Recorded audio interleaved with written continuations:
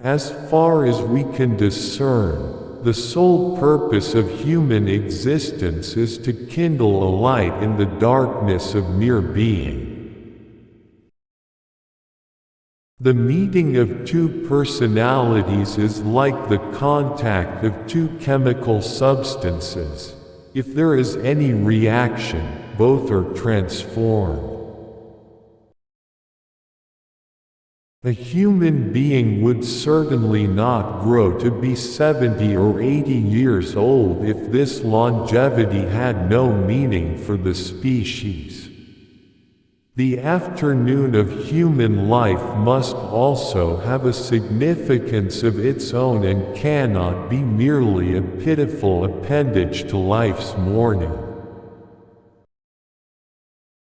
The greatest and most important problems of life are all fundamentally insoluble.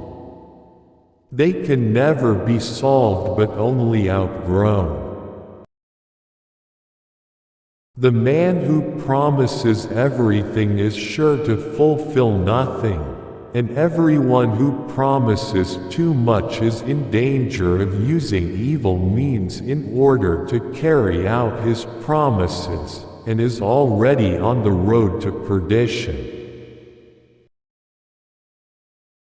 The Christian missionary may preach the gospel to the poor naked heathen, but the spiritual heathen who populate Europe have as yet heard nothing of Christianity. The most intense conflicts, if overcome, leave behind a sense of security and calm that is not easily disturbed. It is just these intense conflicts and their conflagration which are needed to produce valuable and lasting results. Your vision will become clear only when you can look into your own heart.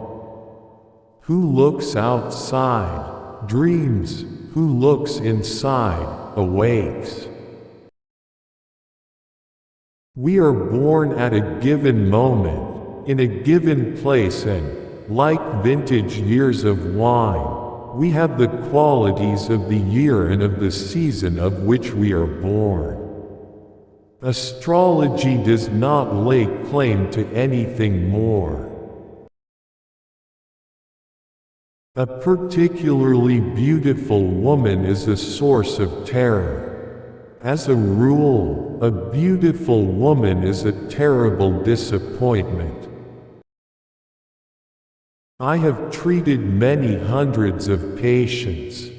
Among those in the second half of life, that is to say, over 35, there has not been one whose problem in the last resort was not that of finding a religious outlook on life.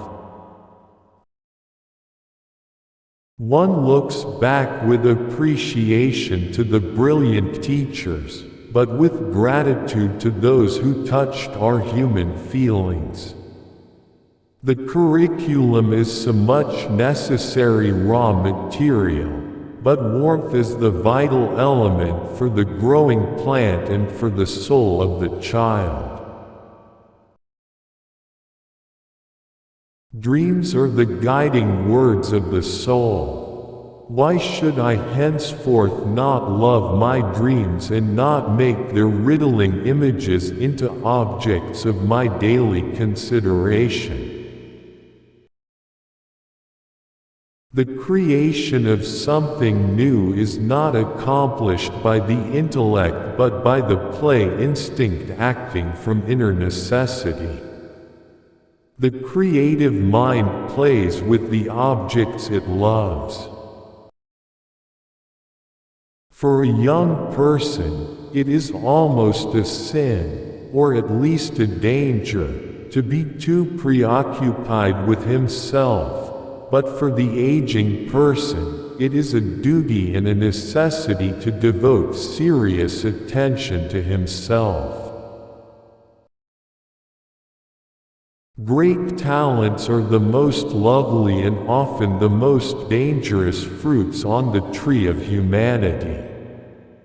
They hang upon the most slender twigs that are easily snapped off.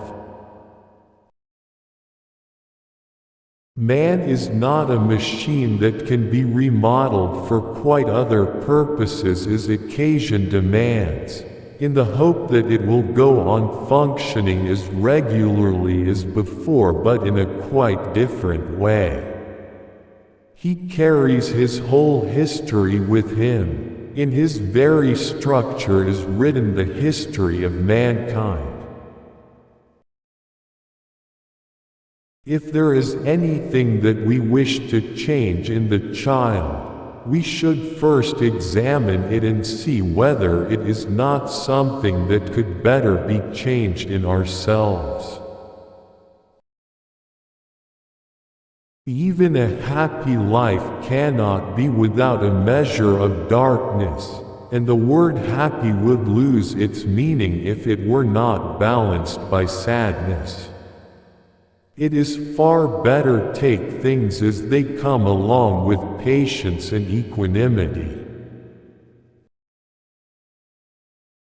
Where love rules, there is no will to power, and where power predominates, there love is lacking.